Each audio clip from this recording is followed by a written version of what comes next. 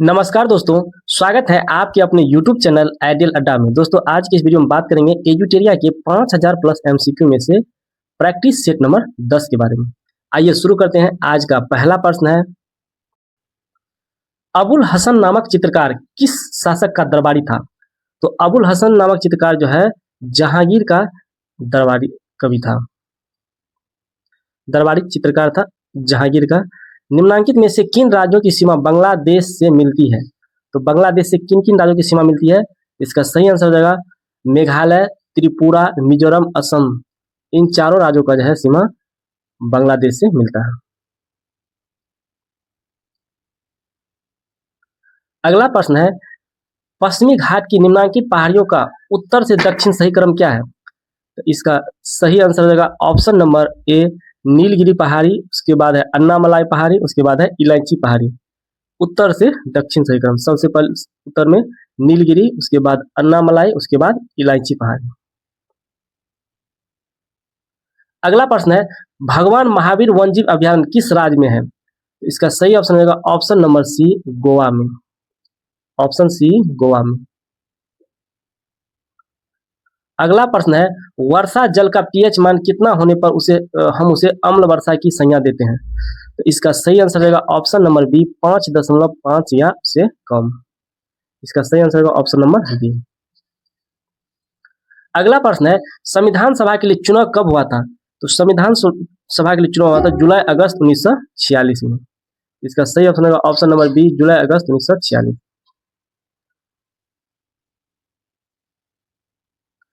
अगला प्रश्न है, संविधान का वह कौन सा भाग है जिसे लागू करवाने के लिए व्यक्ति सीधे उच्चतम न्यायालय में जा सकते हैं? इसका सही ऑप्शन होगा ऑप्शन नंबर ए भाग 3 को। ऑप्शन नंबर ए भाग 3। अगला प्रश्न है, स्वदेशी आंदोलन की शुरुआत किस अधिवेशन की बाद हुई थी? तो स्वदेशी आंदोलन की शुरुआत जो है बनारस अधिवेशन के बाद हुआ था। इसका सही ऑप्शन होगा ऑप्शन नंबर सी बनारस अधिवेशन। अगला प्रश्न है, चंपारण सत्याग्रह के प्रमुख किसान नेता कौन थे? बहुत ही फेमस क्वेश्चन है। तो चंपारण सत्याग्रह के प्रमुख किसान नेता थे राजकुमार शुक्ल। इन्होंने ही गांधी जी को चंपारण में जो तिनकठिया प्रथा चल रहा था उसके विरोध में बुलाने के लिए गया था। अगला प्रश्न है, निम्नलिखित में से कौन प्रत्यक्ष कर नहीं है? इसका सही ऑप्शन है ऑप्शन नंबर सी सीमा शुल्क। सीमा शुल्क प्रत्यक्ष कर नहीं है। अगला प्रश्न है, कार्नेटाइट किस धातु का अयस्क या खनिज है? कार्नेटाइट, तो कार्नेटाइट है यूरेनियम का अयस्क। इसका सही ऑप्शन है ऑप्शन नंबर सी यूरेनियम। अगला प्रश्न है, द्विनाम पद्धति का प्रतिपादक कौन है? द्विनाम पद्धति जिसने दो नाम दिया था, इसका सही ऑप्शन होगा लीनियस। द्विनाम पद्धति का प्रतिपादक है लीनियस। अगला प्रश्न है, किस संविधान संशोधन द्वारा एक ही व्यक्ति को 2 या 2 से अधिक राज्यों का राज्यपाल बनाने संबंधी प्रावधान किया गया है? इसका सही ऑप्शन होगा ऑप्शन नंबर ए 7वां संविधान संशोधन द्वारा। इसका सही आंसर होगा ऑप्शन ए 7वां संविधान संशोधन। अगला प्रश्न है, बिहार में पंचायतों की वित्तीय स्थिति का पुनर्वलोकन करने के लिए निम्न में से कौन राज्य वित्त आयोग का गठन करता है? इसका सही ऑप्शन होगा ऑप्शन नंबर सी राज्यपाल। राज्यपाल। अगला प्रश्न है, गीत गोविंद के रचयिता जयदेव किस शासक के दरबारी कवि थे? इसका सही ऑप्शन होगा option number D Laxman Sen के। लक्ष्मण सेन। गीत गोविंद का रचयिता, क्वेश्चन पूछ सकता है गीत गोविंद का रचयिता कौन है? तो जयदेव। और जयदेव किस शासक के दरबार में रहते थे? तो लक्ष्मण सेन के दरबार में रहते थे।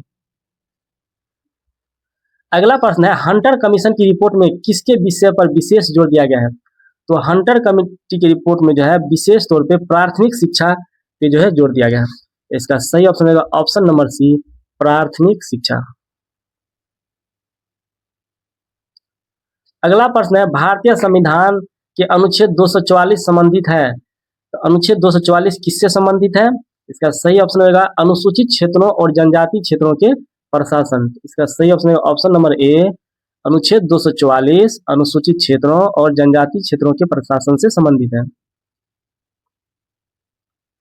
अगला प्रश्न है, बिहार में पंचायत का मुखिया अपना त्याग पत्र किसको देता है? बहुत ही अच्छा प्रश्न है। तो इसका सही ऑप्शन होगा जिला पंचायत राज पदाधिकारी को। इसका सही ऑप्शन रहेगा जिला पंचायत राज पदाधिकारी को। अगला प्रश्न है निम्नलिखित में से कौन सा देश भू आवेशित नहीं है? इसका सही ऑप्शन रहेगा ऑप्शन नंबर डी रूस। ऑप्शन नंबर डी रूस। किस बौद्ध संगीति के दौरान विनय पिटक एवं सूत पिटक की रचना की गई? इसका सही ऑप्शन रहेगा ऑप्शन नंबर ए प्रथम बौद्ध संगीति के दौरान विनय पिटक और सूत पिटक की रचना की गई। इसका सही ऑप्शन हो जाएगा ऑप्शन नंबर ए यानी प्रथम बौद्ध संगीति के दौरान। अगला प्रश्न है 1937 के प्रांतीय चुनावों के बाद कांग्रेस ने कुल कितने प्रांतों में सरकार बनाई? 1937 में जो प्रांतीय चुनाव हुआ था उसमें कांग्रेस ने कुल कितने प्रांतों में सरकार बनाया? इसका सही ऑप्शन रहेगा ऑप्शन नंबर सी 8 प्रांत में। ऑप्शन सी 8 प्रांत में। अगला प्रश्न है एक जीन एक एंजाइम सिद्धांत किसके द्वारा प्रतिपादित किया गया? एक जीन एक एंजाइम सिद्धांत। इसका सही ऑप्शन रहेगा ऑप्शन नंबर सी बीडल एवं टेटम। इसका सही ऑप्शन रहेगा ऑप्शन नंबर सी बीडल एवं टेटम। अगला प्रश्न है सुमेलित करने वाला। इसका सही ऑप्शन हो जाएगा option number D. Option number D यानी इरेप्सिन। इरेप्सिन पॉलीपेप्टाइड को एमिनो अम्ल में बदलता है। एप्सिन क्या करता है? पॉलीपेप्टाइड को अमीनो अम्ल में बदलता है। माल्टेज माल्टोज को ग्लूकोज में बदलता है। और लाइपेज शेष वसाओं को वसीय अम्ल एवं ग्लिसरॉल में बदलता है। और सुक्रोज को फ्रुक्टोज में बदलता है। इसका सही ऑप्शन रहेगा ऑप्शन नंबर डी। अगला प्रश्न है पदार्थ का परमाणुिक सिद्धांत सर्वप्रथम किसने दिया था? पदार्थ का परमाणुिक सिद्धांत किसने दिया था? इसका सही ऑप्शन रहेगा option number B John Dalton ने प्रकाश का परमाणुिक सिद्धांत दिया था। धान से निकलने वाली गैस कौन सा है? धान से जो है कौन सी गैस निकलती है?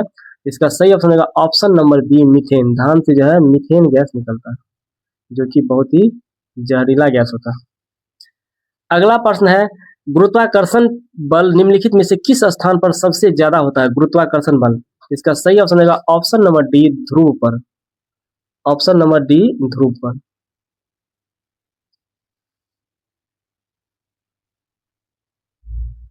अगला है सूची 1 को सूची 2 से सुमेलित करने वाला। तो इसका सही ऑप्शन रहेगा ऑप्शन नंबर ए। इसका सही होगा ऑप्शन नंबर ए। इसमें विटामिन बी1 का नाम रासायनिक नाम क्या है? थायमिन। विटामिन बी3 का निकोटिनिक अम्ल। विटामिन ई का टोकोफेरॉल और विटामिन के का फाइलोक्विनोन।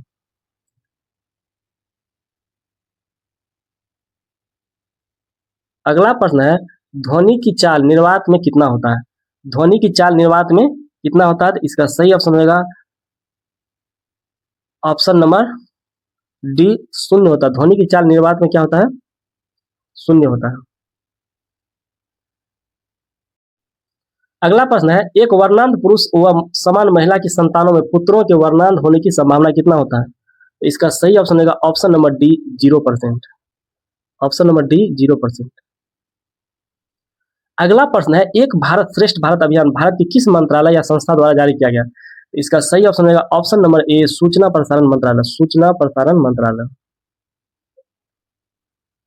अगला प्रश्न है सूची 1 को सूची 2 से सुमेलित करने वाला। तो इसका सही ऑप्शन हो जाएगा ऑप्शन नंबर डी यानी उष्ण कटिबंधीय वन, साइलेंट वैली, शंकुवृक्ष वन हिमाचल प्रदेश, कच्छ वनस्पति, सुंदरवन और पतझड़ राजस्थान।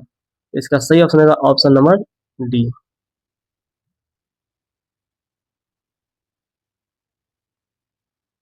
अगला प्रश्न है नेपाल की सीमा को स्पर्श करने वाले बिहार के जिलों का समूह कौन कौन है? इसका सही ऑप्शन रहेगा ऑप्शन नंबर ए पश्चिम चंपारण, पूर्वी चंपारण, सीतामढ़ी, मधुबनी, सुपौल, अररिया और किशनगंज। ये जो है जिला नेपाल के सीमा को स्पर्श करती है। अगला प्रश्न है पखुई वन्यजीव अभयारण्य स्थित है। पखुई वन्यजीव अभयारण्य कहाँ स्थित है? इसका सही ऑप्शन रहेगा option number A Arunachal Pradesh में। Option number A Arunachal Pradesh. अगला प्रश्न है केंद्रीय वनस्पति अनुसंधान संस्थान कहाँ है? केंद्रीय वनस्पति अनुसंधान संस्थान, इसका सही ऑप्शन होगा ऑप्शन नंबर ए, लखनऊ में। केंद्रीय वनस्पति अनुसंधान संस्थान है लखनऊ में। अगला प्रश्न है, अंग्रेजों द्वारा बनाई गई भू राजस्व व्यवस्था की निम्न प्रणालियों में कौन कृषकों के लिए सबसे ज्यादा सुरक्षा प्रदान करती थी? इसका सही ऑप्शन होगा ऑप्शन नंबर बी, रैयतवाड़ी व्यवस्था। रैयतवाड़ी व्यवस्था। अगला प्रश्न है, सहायक संधि वेलेस्ली द्वारा लाई गई निम्न में से किस राज्य के शासक इसमें सम्मिलित नहीं हुए? इसका सही ऑप्शन है ऑप्शन नंबर डी, होलकर। इसमें होलकर शामिल नहीं हुआ था। अगला प्रश्न है, निम्न में से कौन शासक बौद्ध धर्म से संबंधित नहीं रहे हैं? इसका सही ऑप्शन होगा ऑप्शन नंबर डी, चंद्र प्रदोत। चंद्र प्रदोत जब बौद्ध धर्म से संबंधित नहीं था। अशोक, कनिष्क, प्रसेनजीत ये सारे बौद्ध धर्म से संबंधित हैं। बुद्ध की खड़ी प्रतिमा निम्न में से किस काल में बनाई गई थी? तो बुद्ध की खड़ी प्रतिमा कुषाण काल में बनाई गई थी। इसका सही आंसर होगा ऑप्शन नंबर सी, कुषाण काल। अगला प्रश्न है, किस राजवंश ने सर्वाधिक सोने के सिक्के चलाए थे? इसका सही आंसर होगा ऑप्शन नंबर डी, गुप्त वंश ने। गुप्त वंश ने जो है सर्वाधिक सोने के सिक्के चलाए। आप लोग कमेंट करके बताएं सबसे शुद्ध सोने के सिक्के किस वंश ने चलाए थे। अगला प्रश्न है, निम्नलिखित में से कौन सुमेलित नहीं है? इसका सही आंसर होगा ऑप्शन नंबर डी, मुस्लिमों द्वारा दिया जाने वाला भूमि कर खराज, ये सुमेलित नहीं है। हिंदुओं पर लगाया गया कर जजिया कर, मुस्लिमों द्वारा दिया जाने वाला कर जकात और युद्ध में लूट का माल खुम्स। तो इसका ऑप्शन डी हो जाएगा सही, मुस्लिमों द्वारा दिया जाने वाला भूमि कर खराज नहीं है। अगला प्रश्न है, निकोलो कॉन्टी किस देश की यात्री था? निकोलो कॉन्टी किस देश की यात्री था? इसका सही ऑप्शन होगा ऑप्शन नंबर सी, इटली का। ऑप्शन नंबर सी, इटली का यात्री था। निकोलो कॉन्टी इटली का यात्री था। आप लोग कमेंट करके बताएं निकोलो कॉन्टी किसके दरबार में आया था? क्वेश्चन पूछा गया है। अगला प्रश्न है, विजयनगर साम्राज्य पर सर्वाधिक काल तक किस वंश का शासन रहा था? तो विजयनगर साम्राज्य पर सबसे अधिक समय तक संगम वंश का शासन था। इसका सही ऑप्शन है ऑप्शन नंबर बी, संगम वंश। अगला प्रश्न है, निम्न में से कौन लोहा का अयस्क नहीं है? इसका सही ऑप्शन है option number D, malachite. Malachite जो है लोहा का अयस्क नहीं है, मेलेकाइट। अगला प्रश्न है, हीरे का क्रिस्टल किस आकार के होते हैं? तो हीरे का क्रिस्टल जो किस आकार का होता है? इसका सही ऑप्शन है ऑप्शन नंबर बी, चतुष्फलकीय। चतुष्फलकीय। अगला प्रश्न है, एशिया का सबसे पुराना शेयर बाजार कौन है? तो इसका सही ऑप्शन है option number D, Bombay stock exchange. इसका सही आंसर है option number D, Bombay stock exchange. निम्न में से किस अर्थशास्त्री ने अवसर लागत का सिद्धांत दिया था? अवसर लागत का सिद्धांत किसने दिया था? इसका सही ऑप्शन है ऑप्शन नंबर डी, ग्रॉटफील्ड हेबरलर ने। इसका सही आंसर हो जाएगा ऑप्शन नंबर डी, ग्रॉटफील्ड हेबरलर।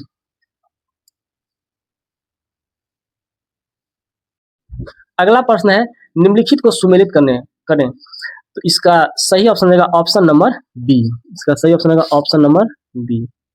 ज्ञानपीठ पुरस्कार साहित्य के क्षेत्र में दिया जाता है, भटनागर पुरस्कार विज्ञान के क्षेत्र में जाता है, अर्जुन पुरस्कार खेल के क्षेत्र में जाता है और दादा साहेब फाल्के पुरस्कार जो है सिनेमा के क्षेत्र में दिया जाता है। इसका सही ऑप्शन रहेगा ऑप्शन नंबर बी। अगला प्रश्न है, निम्न में से कौन सी नदी जम्मू कश्मीर से प्रवाहित नहीं होती है? तो इसका सही ऑप्शन हो जाएगा ऑप्शन नंबर ए, सिंधु नदी और सतलज नदी जम्मू कश्मीर से प्रवाहित नहीं होती। सिंधु और सतलज, इसका सही ऑप्शन रहेगा ऑप्शन नंबर ए। अगला प्रश्न है, निम्न में से मेडागास्कर की राजधानी है। मेडागास्कर की राजधानी कहाँ है? तो मेडागास्कर की राजधानी है एंटानानेरिवो। इसका सही ऑप्शन रहेगा ऑप्शन नंबर ए, एंटानानेरिवो। अगला प्रश्न है, 2011 की जनगणना के अनुसार निम्नलिखित राज्यों में से किसमें नगरीकरण का स्तर सबसे नीचे है, सबसे निम्न है? इसका सही ऑप्शन रहेगा ऑप्शन नंबर डी, पश्चिम बंगाल।